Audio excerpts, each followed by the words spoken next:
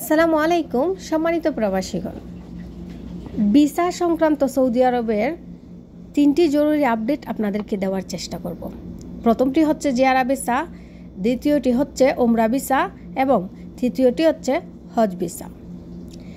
3টি গুরুত্বপূর্ণ নিউজ আপনাদেরকে জানিয়ে দেব। প্রথমটি হচ্ছে ভিসা সংক্রান্ত, দ্বিতীয়টি হলো উমরা ভিসা সংক্রান্ত, তৃতীয়টি হলো হজ নিয়ে। সৌদি সরকার এইবার হজের আগেই সব কিছু নিয়ন্ত্রণ করছে, কারণ গত বছর বহু মানুষ ভিজিট ভিসায়, উমরা ভিসায় এবং বিজনেস মাল্টিপল ভিসায় এসে উমরা হজ করতে চেয়েছিল। হজে নিরাপত্তার অনেক সমস্যা হয়েছিল, যার কারণে সৌদি সরকার গত 2 মাস ধরে সব ধরনের ভিসা নিয়ন্ত্রণ করা শুরু করেছে। আপনারা অনেকেই ফ্যামিলি আনতে চাইছেন। আগে যখন আমরা ফ্যামিলি ভিসার আবেদন করতাম, তখন আমাদেরকে 365 দিনের রি-এন্ট্রি ভিসা দিত।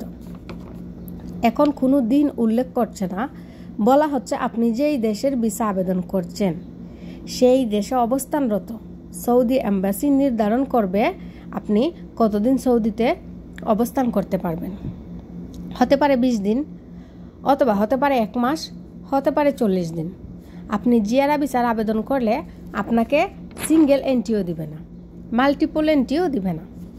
একদম ব্ল্যাঙ্ক খালি একটি ভিসা দিয়ে দিবে, যেখানে দেখা যাচ্ছে দেশে পাঠানোর পর যখন আপনার স্টাম্পিং করবেন 20 দিন অথবা 30 দিন অথবা সর্বোচ্চ 40 দিন সময়ও দিতে পারে।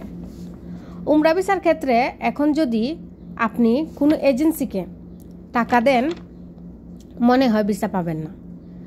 সৌদি সরকার উমরা ভিসাও নিয়ন্ত্রণ করছে। উমরা ভিসা নিয়ন্ত্রণ করার কারণটা হলো রমজানে প্রচুর পরিমাণ ভিড় হচ্ছে। সামনে যেহেতু হজ শুরু হবে, তার জন্য উমরার কোটা কমিয়ে দিয়েছে। সৌদি সরকার এইবার বড় হজের জন্য বয়স নির্ধারণ করেছে সর্বোচ্চ 15 বছর। সর্বোচ্চ 15 বছরের নিচে কেউ বড় হজে অংশগ্রহণ করতে পারবে না।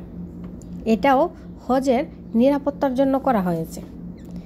এইবার হজের সময় সৌদিতে প্রচুর চেক চলবে, কারণ যেভাবে তারা আগে থেকেই নিয়ন্ত্রণ শুরু করেছে, আশা করা যাচ্ছে হজের সময় আরও বেশি চেকিং চলবে এবং তারা নিরাপত্তা আরও কঠোর করবে এবং জোরদার করবে। আশা করা যাচ্ছে যে হজের পরে visit visa, business visa, Jiara visa, যত ধরনের ভিসাই আছে সব ধরনের ভিসাই আবার আগের মতো স্বাভাবিক হবে। সব ধরনের ভিসাগুলোই আবার আগের মতো স্বাভাবিকভাবে পাওয়া যাবে। এখন হয়তোবা হজের কারণে সৌদি সরকার এই নতুন নতুন নিয়ম সিস্টেমগুলো করেছে, কারণ যাতে হজে কোনো বিঘ্ন না ঘটে। ধন্যবাদ সবাইকে। ভিডিওটি অবশ্যই